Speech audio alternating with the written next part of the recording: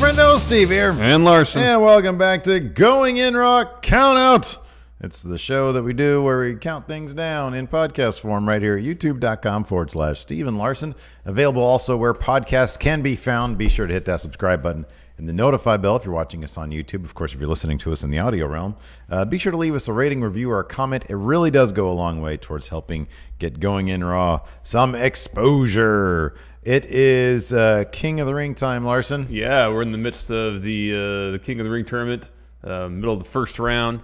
More first round matches scheduled to happen next week on Raw and SmackDown. What? Sorry, I had to think for a second when I said it's King of the Ring time, Larson. Usually when we do one of these event-based countouts, it's because there's a pay-per-view imminent. And doing the research for this, I was researching a lot of King of the Ring pay-per-views, and I was thinking to myself, wait, when is King of the Ring? That's right. There is no King of the Ring pay-per-view. It's all just on Raw and SmackDown. Yeah. Well, the finals are going to be on Clash of Champions. Clash of Champions, that's right. Yeah. But yeah, so King of the Ring, and it's been, what, 2015 was the last time they did it? So 4 years ago. Who was the last? Was it Wade Barrett? Barrett was the last one to win it. Okay. Oh, heck of a lot of King good. Bad News. Yeah, King Bad News. Yeah, he's not on this list. Afraid I got some bad news for him. He's not on this list. Nor is he in WWE anymore. No, he is not. He's Stu Bennett. He seems to be very happy, though. Yes. Good for him. I liked him.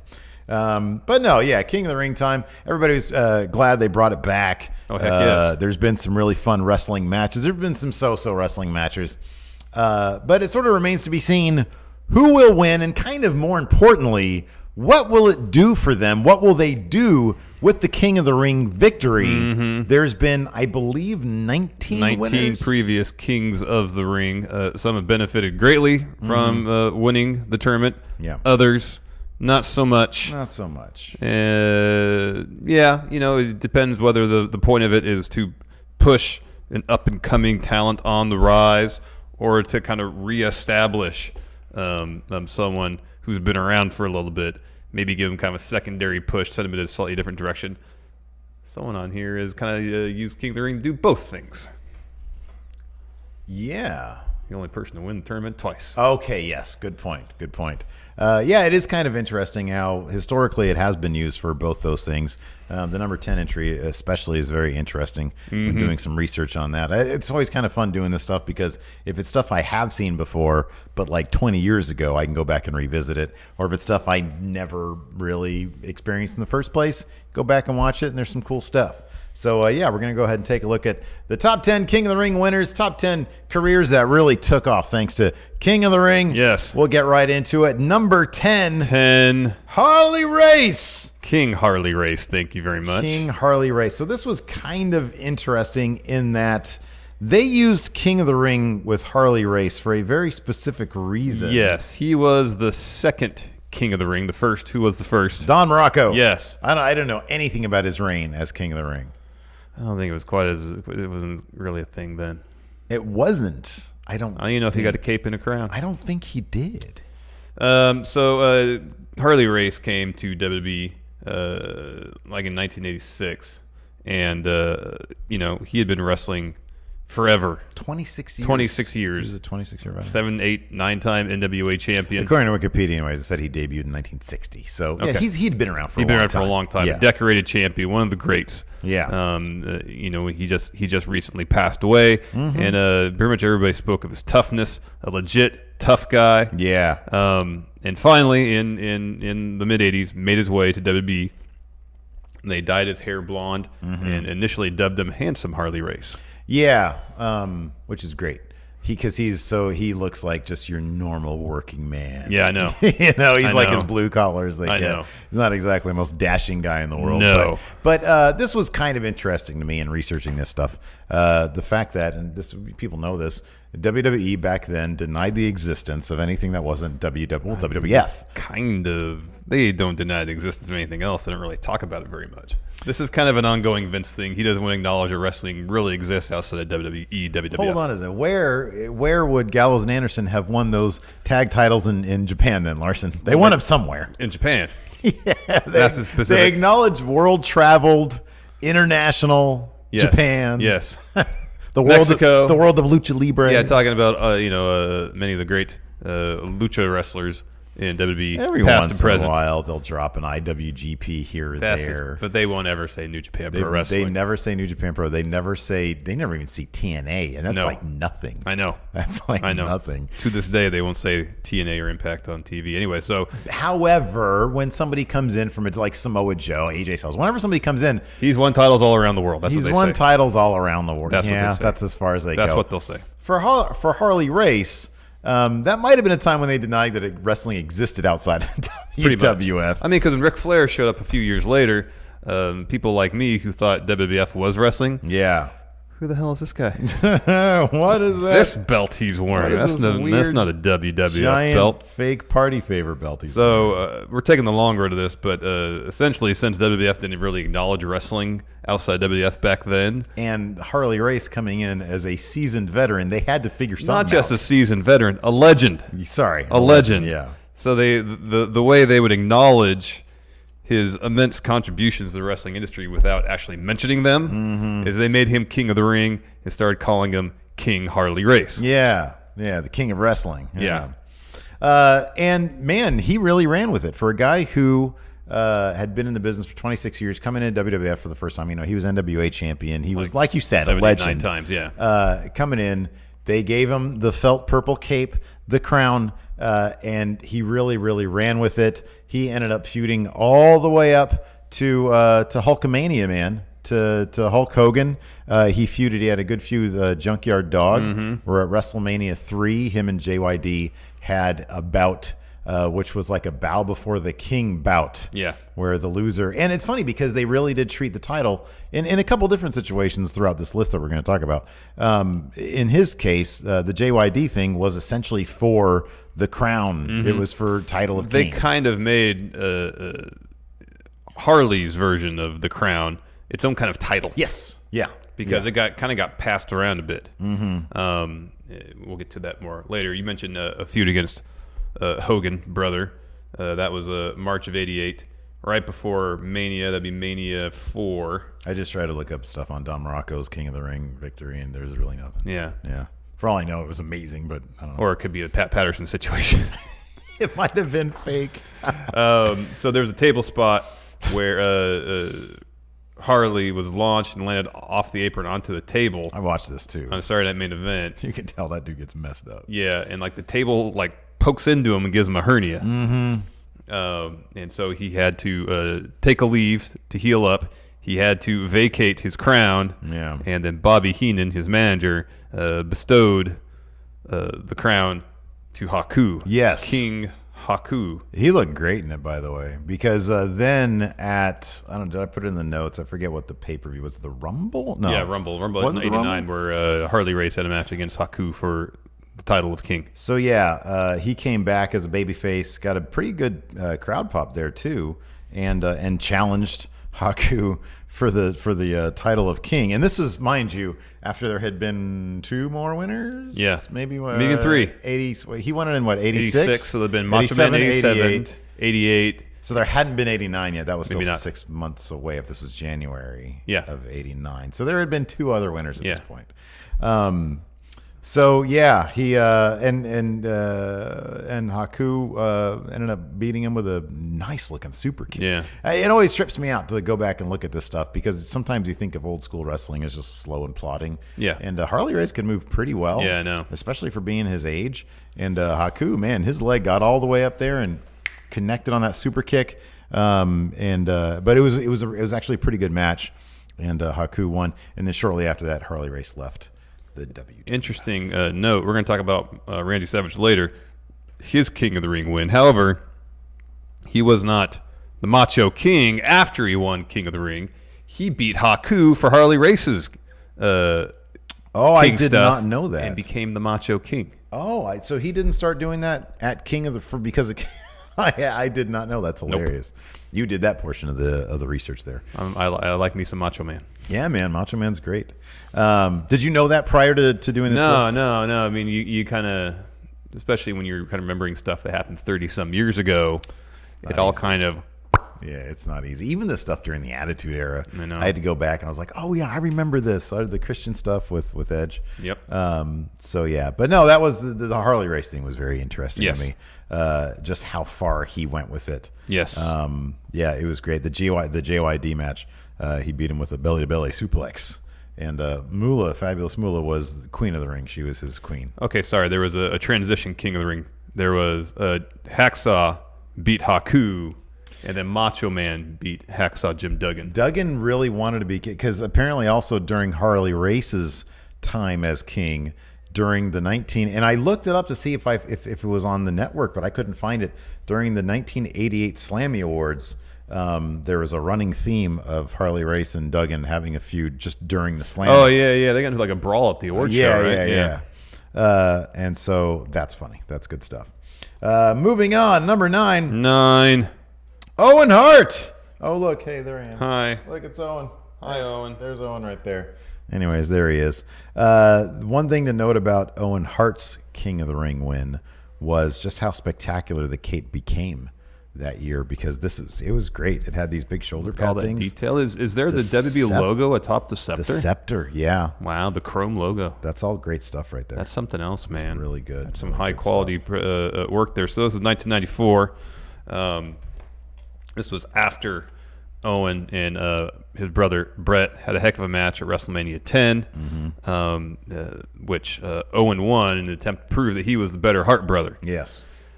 However, Brett would go on later that night to win the WWF title. Bruce Pritchard talks a lot about this storyline. I believe, I guess it would have to be the WrestleMania 10, something to wrestle with. So, like, the closing of the show is Brett celebrating, and Owen kind of comes out to the stage. And like earlier, to open the show, he was elated. He beat his brother. He proved he was the better Hart brother, only for Brett to close the show as champion. Yeah. So it was a bittersweet victory for Owen. So they continue the story. You have Owen win the King of the Ring tournament in 1994, defeating AO Razor Ramon in the final. Heyo. Yeah, he totally cheated too because Neidhart came in. Yeah. He punched Razor Ramon, rolled him back in there, and then Owen Hart beat him. I forget how. Beat him. And then Owen started calling himself the King of Hearts. Yes, he was the King of Hearts at that point. Brett could be champion. He's king. He's the king of the family Hearts. So this kind of kickstarted their feud again. Had a classic cage match at SummerSlam 1994 with Brett as champion that Brett won. This wasn't the end of Owen trying to stick it to his brother. Oh, yeah, sticking because of Owen, Brett lost the WWF title to Bob Backlund. Yeah. At Survivor Series. And then like 2 days later, Backlund ate a huge jackknife powerbomb, lost it to Diesel. Was it only a couple days later? It was a matter That was the one of days. that was really quick, huh? It was a matter of days. And then Owen did interfere in Brett and Diesel's title match at Rumble 95. And then following that, Brett and Owen kind of put their feud to rest. Brett defeated Owen. But Owen would go on to have a pretty illustrious career. Several-time Intercontinental title holder, many times a tag champion. I think that this was a good. So, granted, I wasn't watching at the time, but it's evident that I know a lot of people. When we started bringing up the idea of doing this, a lot of people are throwing Owen's name out there as somebody who this King of the Ring thing really did propel him to elevate that feud with his brother. It gave him a proper showcase to let us get to know what heel kind of hammy Owen Hart was, and it was great. He was really fantastic. Like all the stuff that I watched for the King of the Ring stuff, just that alone, he was a really terrific heel. Gotcha. And it's funny because like he's very naturally charismatic. And then right after the victory, when it was obvious that Neidhart had helped him win, they go backstage to Bret Hart, who I think had earlier had his title match. No, later on it was against Diesel. And the interviewer says, "Hey, Brett, well, what's your comment on this?" Like, "Oh, I can't believe what I just saw out there. No comment for me. No comment." Then he walks on, and I'm like, "What a man!" Owen Hart was totally more charismatic. Oh heck yeah, man! Heck yeah, man. But yeah, that was good stuff. It's kind of a bummer though. Like they have this great brother versus brother thing. It is kind of odd that Owen never. Like it would have been great to have Owen win that WWE title Just once. just one time. Just one time. That would have been. I wonder just how much of a sea change for his career that could have potentially been, or maybe it would have been a blip. I don't know. Yeah, who knows? Yeah, he was really good though. He was good. He was great. Moving on, number 8. 8. Oh yeah, the Macho King. No, this is not Macho King. No. Macho King was 89. This is 87. Oh, this is back in '87. Yes, this is 1987. He won King of the Ring. I'm the king. Defeating King Kong Bundy in the finals. Let me just point this out really quick, though. I think of all the crowns that we're going to see on this list, this is probably the best one. Yeah. It's not like it's like it looks like a God, I don't know what that looks like. It looks just legit. It doesn't man. look like something you buy from Party City. It doesn't look like a pillow. No. That looks great. It looks like something he probably designed himself. Oh yeah, look at this. I want a giant purple stone in the middle. Oh yeah. So I drew it. This was in when Macho Man was in the midst of a pretty long heel run, but people enjoyed his work so much he was getting over as a face while he was technically supposed to be a heel. Yeah, man. So pretty quickly after winning King of the Ring, September '87, he got into an Intercontinental title program against Honky Tonk Man. Mm-hmm. They had a match October 3rd, '87 on Saturday Night Main Event. That Macho Man won via DQ after the Hart Foundation interfered on behalf of Honky Tonk Man, causing a disqualification of Honky Tonk Man. Honky Tonk Man retains the title, however, loses the match. During the beatdown, Miss Elizabeth runs backstage. Who does she bring back out? Oh, I mean, brother. Brother, what are you going to do? What you gonna do? Hulk Hogan. I have a hard time transitioning from Macho Man to Hogan. You do. Hey, apparently. brother. So he comes out, he makes the save, thus laying the groundwork for the next 2 years, essentially, of WWE programming, Mega Power story. Mm-hmm. This kickstarted Macho Man's rise to the top of the card, culminating winning the tournament to crown the new WWF champion at WrestleMania 4. Mm-hmm. Hogan helped him out a little bit in the finals against DiBiase. This is after that whole weird thing with Andre beating Hogan thanks to shady ref. Mm-hmm. DiBiase buying the title from Andre. They vacated the title. And so Macho Man, Hogan, they're a team. They're friends, mm-hmm. Mega Powers. And for the next year, they tell the story of the Mega Powers rise and then implosion, culminating in the main event of WrestleMania 5. The Mega Powers collide. Yes. Yeah. I think that his run as the Macho King, when, as you said, he won it from Haku. No, Duggan. From Duggan, who had won it Duggan won it from Haku, yes. From Haku. At this point, even though Harley Race was still King Harley Race, yes, Macho Man was the current King of the Ring, circa 1987. But the lineal King of the Ring went through Harley Race, Haku, Jim Duggan. Then came back around to Macho King. Yeah, so where I suppose it just sort of died with. I don't know what the end of his Macho King. I think it kind of went away when he turned face again. Oh, okay, that one makes sense. When he had his reconciliation with Elizabeth. With Elizabeth, yeah, because Sherry Martel was his Queen of the Ring. Yeah. There. Okay. Yeah. Huh. Well, interesting stuff. So I wonder who the last person he faced was before he stopped being Macho King, because then we can trace the lineage potentially, unless the lineage stopped at that point. It's a possibility. It's a possibility. And that's for another count out. I kind of prefer. It's weird that, like, I wonder if after he stopped using, I don't know how long he sort of held on to that first King of the Ring win in terms of acknowledging it. Mm-hmm. But maybe when he stopped, he thought back, oh, darn it. I had a great idea. Macho King, I really could have run with that, but I dropped the ball. Oh, yeah. And then that's when he decided, I'll get that back from Jim Duggan. Oh, yeah. Anyway. Yeah, I'm doing some research here. So, yeah, it's pretty much the reconciliation. Okay. All right. No more King. Yeah. Then, of course, he was great on color commentary. Yeah.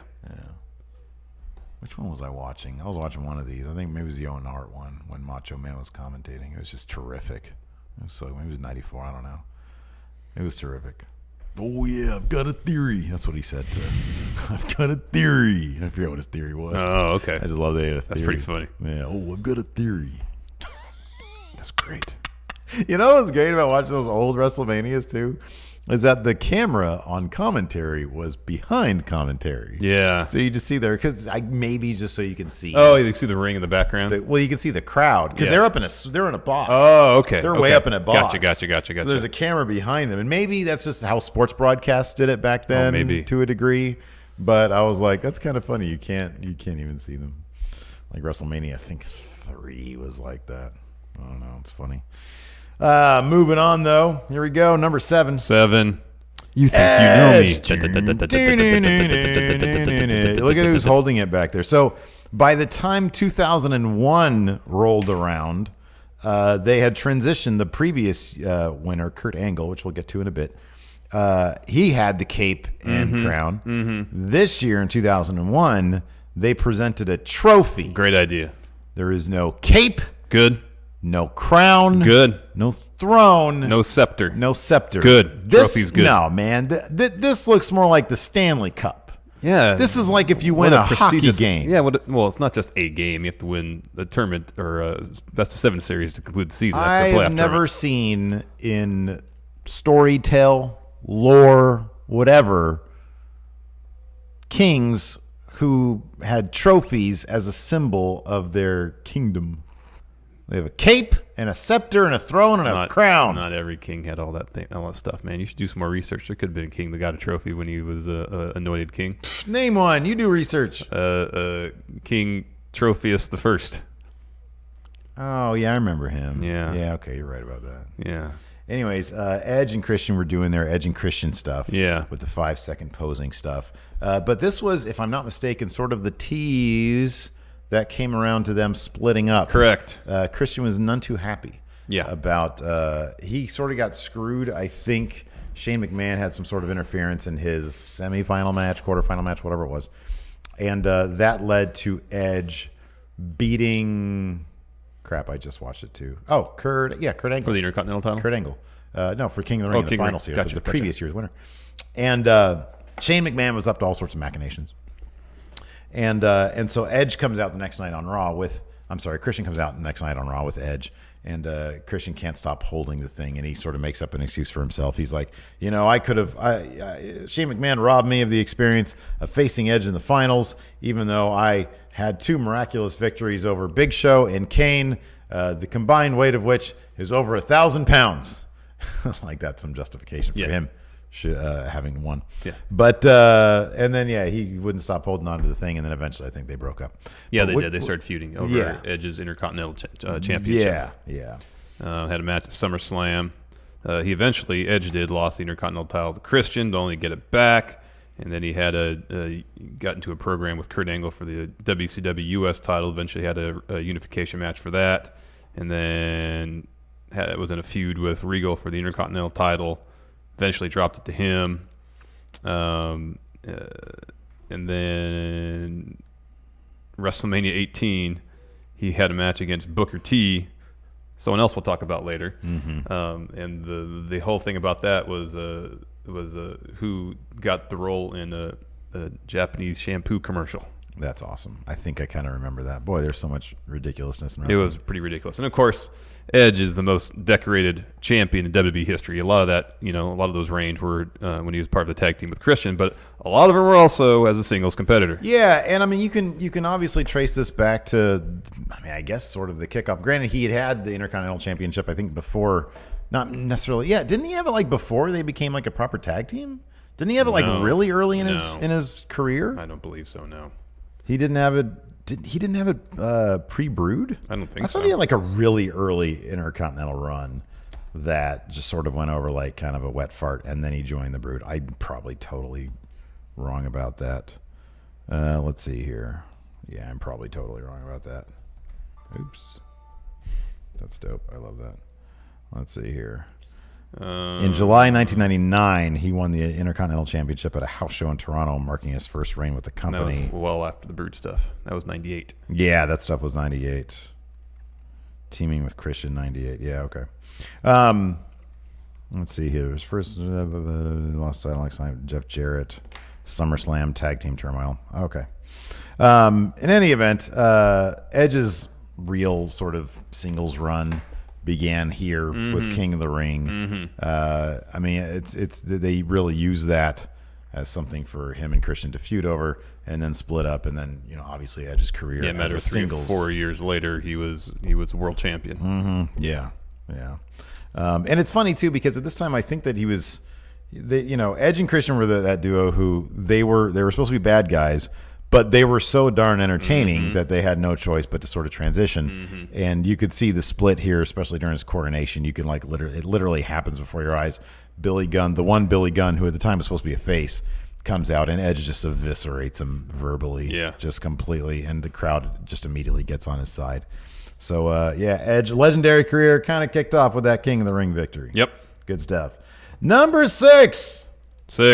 Kurt Angle. Dun, dun, dun, dun, dun, dun, dun, dun. This was the year prior. Of course, Kurt Angle probably had the greatest rookie year maybe in the history of it was something else, man. Of pro wrestling. It was just debuted at Survivor Series, won the European Championship, was King of the Ring, and then shortly thereafter won the WWF Championship from The Rock. He was the Eurocontinental. Yeah. He was both the European and Intercontinental champion. Yeah, WrestleMania 2000, Mania 16. Yep. Yeah, and again, at this point, he was a good guy by this time because he was so good that the crowd, they wouldn't accept him as anything other than a face, yeah. Right, exactly. Just so immediately, he was so good, he was so damn entertaining. I know. It's like he'd rip into the crowd and he'd just be so hilarious. Yeah. And it's like, dude, how do you not love this guy immediately? Sorry, go ahead. Oh, so he defeated Rikishi in the finals. That's right. This is around the time where Kurt was aligning himself with Edge and Christian. And then after that, he got into a feud with Triple H. Eventually lost that one. And then shortly, he had some interaction with Stone Cold. And then at No Mercy, he defeated The Rock for the WWF Championship. And he was at that time, the first wrestler to have won both an Olympic gold medal and a Pro Wrestling World Championship. Add to that list, King of the Ring. Had the belt for the rest of the year, and it's supposed to be 2001. And then eventually dropped the title to The Rock at No Way Out. Yeah. But of course, he was a decorated champion even long after that. But it was kind of odd because, again, they had it's kind of funny, this one and the Edge one, some of the early King of the Ring pay-per-views, they would have the entire thing in the coronation. Yeah. All in one show, yeah. All in one show. On this one, this one and then the Edge one, they waited till the next night for the coronation. Kurt Angle didn't get a coronation. Instead, he interrupted a promo bit with Mick Foley and Triple H, and Stephanie was there. That kicked off the whole Stephanie, Triple H, Kurt Angle feud thing. And Kurt Angle just comes down, and of course he has a crown and his cape and his scepter, and he says, this was supposed to be the allotted time for my coronation. He said, but if we're right now talking about number one contenders, I just won King of the Ring. I've been Eurocontinental champion. And so that really launched him into that main event scene, world title scene. Totally. His King of the Ring victory, because instantly you get that credibility. You get, he used it to parlay into, hey, I want my title shot. Yeah. So and then of course, obviously, Kurt Angle, just rocket to the moon to the top. There. Yeah, absolutely.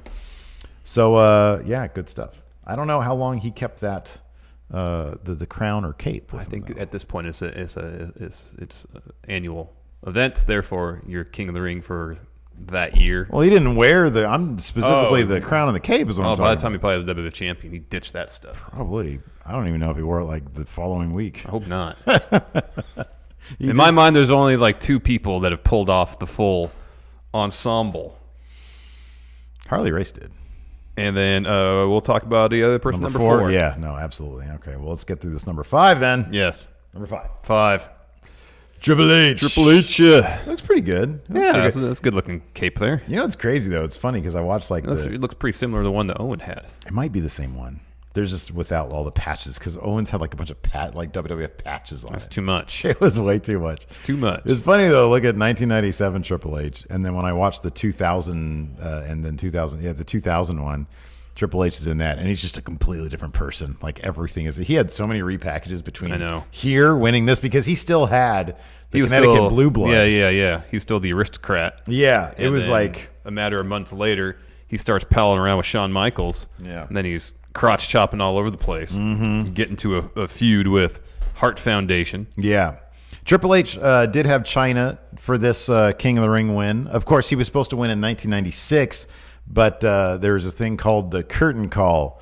You guys all know what that is. Yeah, Madison Square Garden. You can't be breaking kayfabe in front of a house show. Not that point in time, apparently. It's not good. So he didn't win in '96. Triple H did, but someone else did, and went pretty well for that particular individual. Yeah, we'll get to him much later on in this list. Yes, maybe about 5 more entries. Right. He was supposed to win in '96. They gave it to him in '97 instead. After he spent a year jobbing. What a trooper! What a trooper to just sort of stick it out.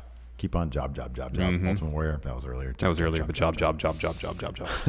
Oh, so yeah.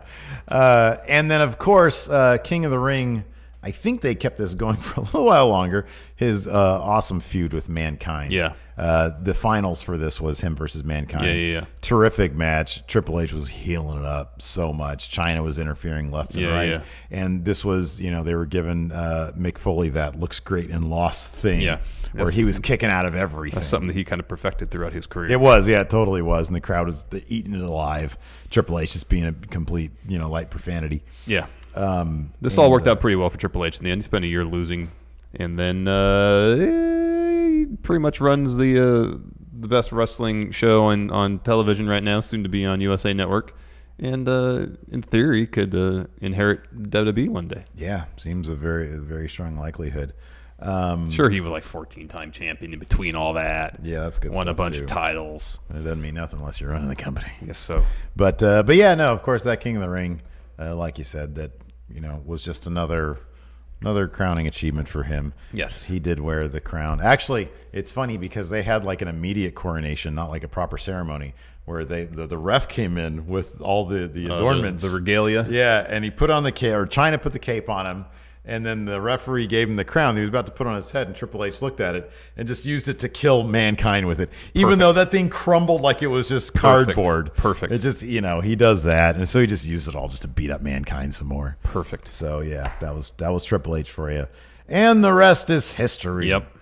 Moving on, number 4. Not probably, my favorite King of the Ring. Same. Winner. No one did more with the idea of being King of the Ring than Booker T. Like, a case could easily be made in terms of running with this gimmick anyways. Oh, greatest King of the Ring ever. Number 1. Greatest absolutely King number of the Ring 1. ever. He literally held on to it, winning the World Heavyweight Championship, and eventually just being out of the company, and then taking it to another company and winning a World Championship there.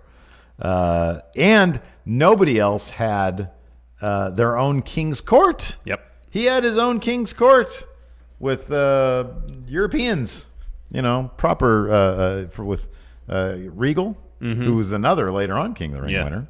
And then Finlay was in his court. He had, of course, Queen Charmel, the lovely Charmel. And then was there anybody else in his court? No, that was it. Okay, that's a hell of a court, though. Oh, yeah. So he won King of the Ring at Judgment Day 2006. Defeating Bob Lashley. Which in itself is kind of surprising. Lashley was pretty over at the time.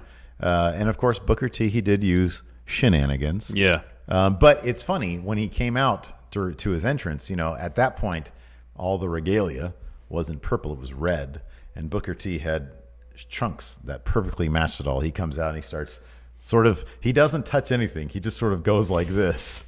To like the throne and stuff, and Charmel looks amazing, and she's all dressed up like she'd be the perfect match as well.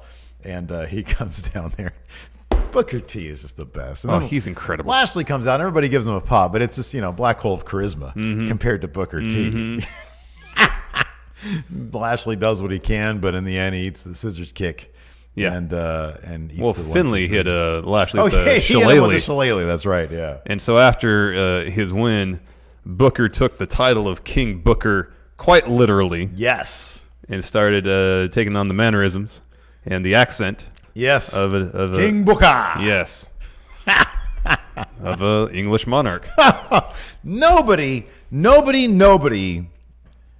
in the history of wrestling would take the smallest thing and run with it the way Booker. That dude has such an incredible mind for the business. I'm telling you, man, you got to listen to that Stone Cold podcast. No, I want to. Maybe I'll do that at the gym today. It's terrific. He talks about the industry. You can fast forward 30 minutes because they talk about boxing way too much. But man, and he just it just kept on going. Let's see here. Yeah, he got that World Heavyweight Championship match at Bash, the Great American Bash against Rey Mysterio. Won it there. World Heavyweight Champion. He had a bunch of matches. He beat, granted, shenanigans, Batista, Lashley, and John Cena with the help of Kevin Federline. Of course, that was Britney Spears' ex. A year later, King Booker was still using the gimmick. He was drafted from SmackDown to Raw, and when he was drafted, he came down to the ring at one point using Triple H's theme, King of Kings. Oh, that's great. And at that point, dictated that neither Triple H nor Jerry Lawler were allowed to consider themselves kings because he was the true king. The absolute best. The absolute best. And then, sadly, in August of 2007, he was suspended from the WWE because of the WWE's wellness policy. Apparently, his name was implicated in one of the performance-enhancing things, something like that. But that did not stop King Booker from taking his fiefdom, his kingdom. What is a fiefdom? Kingdom, yeah. What is a fiefdom, though? You're asking the wrong guy, man. Sometimes you know answers to the most random stuff, and sometimes you don't. I never know what to expect. So he took that to TNA, where he there declared himself King of Africa, and he adopted an African prince accent or king accent. Those dudes in TNA, man, him, Nash, Steiner, just looked like they were having so much fun. Yeah. They could do whatever they want. Limited schedule, probably huge money. Oh, yeah. And just having a blast. Yeah. That time when they're all on comment, when Nash and Booker were on commentary and Steiner was the ring announcer, I'm not sure there's a better segment in the history of pro wrestling. I'm really not sure. They were so terrific. That's hilarious. Forgot what I was going to look up. Oh, what a fiefdom was. Yeah. Let's see here. Fiefdom.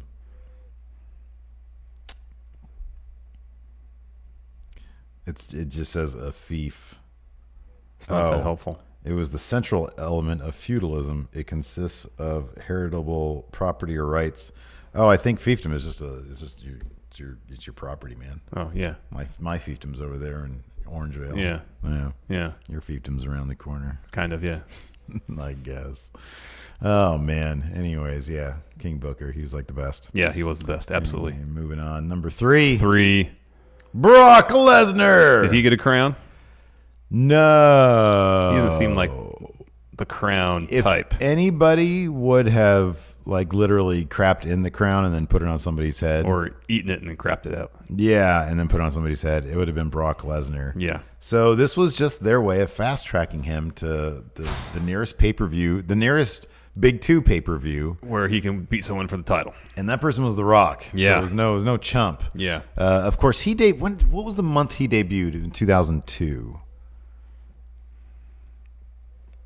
That'd be earlier. It was right after Mania, wasn't it? Yeah. Wasn't it like a Raw after Mania? Mania in 2002, yeah. Which would have been April. This would have been June. SummerSlam was August. Yeah. So like it was bang, bang, bang. Well, I have here that he's the second faster to win the WWE Championship after his debut. So 126 days after he debuted, he won the WWE Championship. The only person to do it faster was Ric Flair.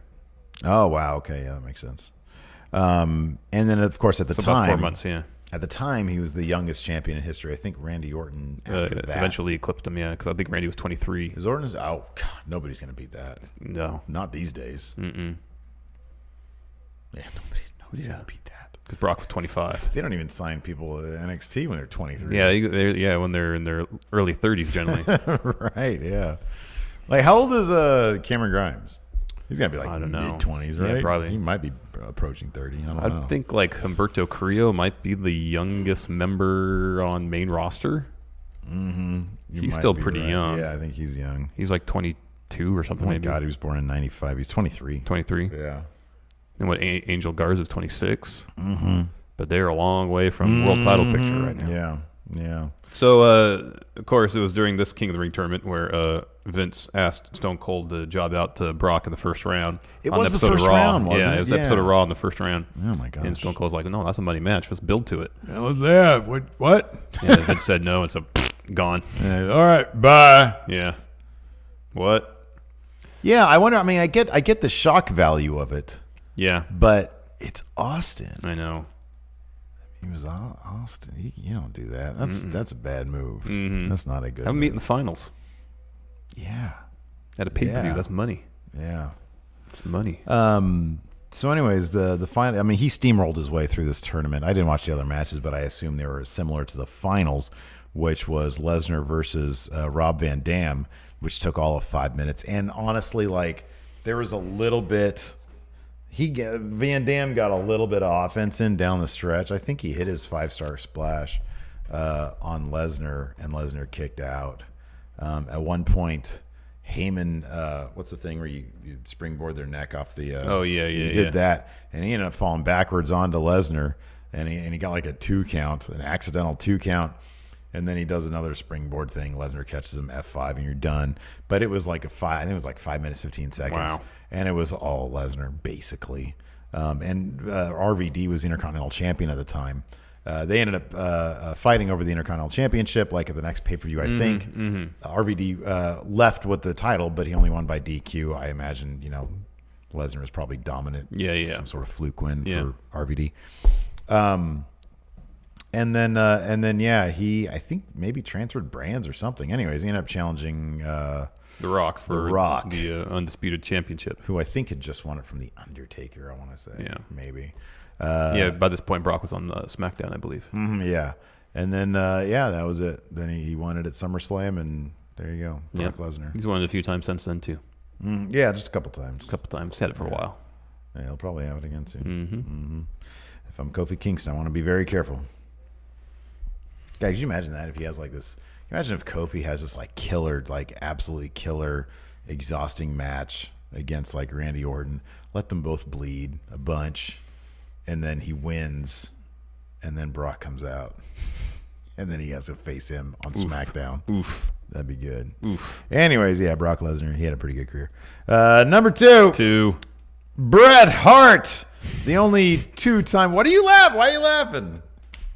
You don't like that picture? No, the picture's fine. He just looks kind of ridiculous with the king get up on, man. Yeah, it's funny. Nobody else really looks as ridiculous as Bret does here. No, because he takes himself too seriously.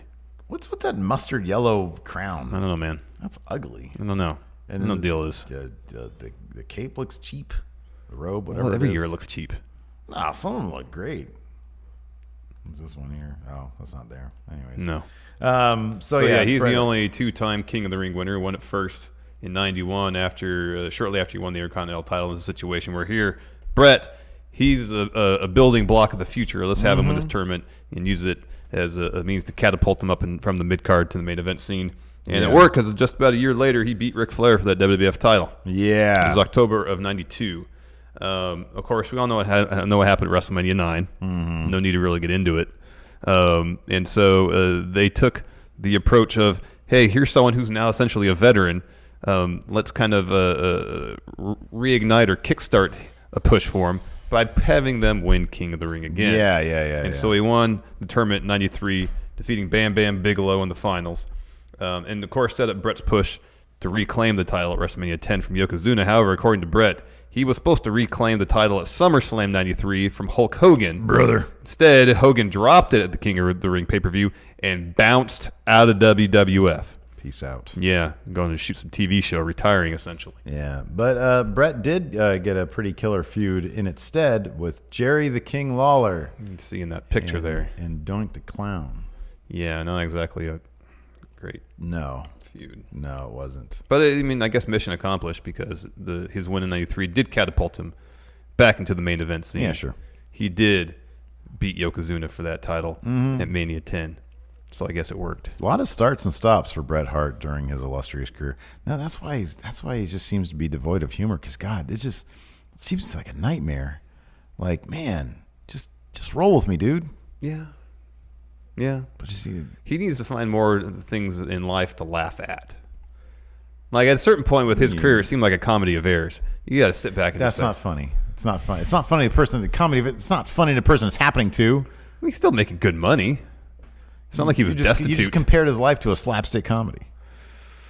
No, I'm saying what he should do is find the humor in the things that weren't exactly going right for him during that time. I'm not talking about getting kicked in the head by Goldberg. I'm not talking about that. That's just too. Well, I probably didn't remember that.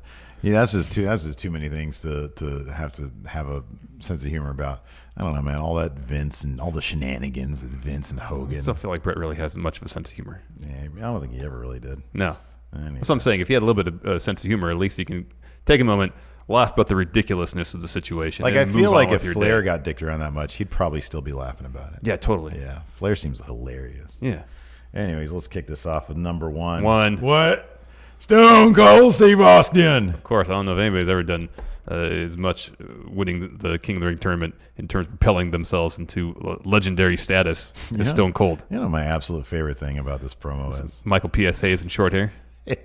It's his reaction when he says, Austin 316 says, I just whooped your ass. Then he goes, like, he's so shocked that Austin just used light profanity. Yeah, they didn't use light profanity on WWE programming at the time. Oh, man, that's terrific. Yeah, so obviously, Triple H was scheduled to win that year, but fate intervened.